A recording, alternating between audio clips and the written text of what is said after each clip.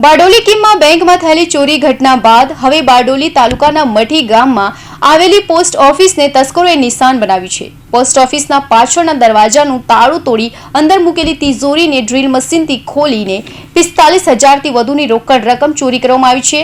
આ ઘટનાની જાણ થતાં જ બારડોલી ગ્રામે પોલીસ તત્કાલીન ઘટનાસ્થળે પહોંચી તપાસ હાથ ધરી છે। શિયાળાની શરૂઆત સાથે જ સુરત જિલ્લામાં ચોરીઓની ઘટનાઓ વધી રહી છે।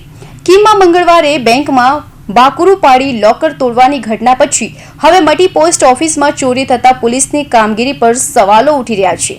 ગત રાત્રે ચોરેએ પોસ્ટ ઓફિસના પાછળના દરવાજાનું તાળું તોડી અંદર પ્રવેશ કર્યો હતો। તિજોરીના લોક પાસે ડ્રીલ મશીન વડે 2 કાણા પાડી લોક ખોલી નાખ્યું હતું।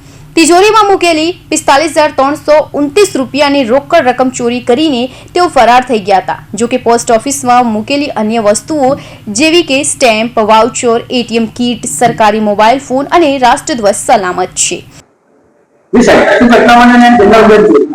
ગઈ તારીખ 18/12/2024 સાંજના 18:00 થી 19/12/2024 સવારના 7:45 દરમિયાન કોઈ અજાણ્યા ઇસમો મઢી પોસ્ટ ઓફિસમાં આવેલ પોસ્ટ ઓફિસમાંથી રૂપિયા 45,328 રૂપિયા ચોરી કરી નાસી ગયેલ છે।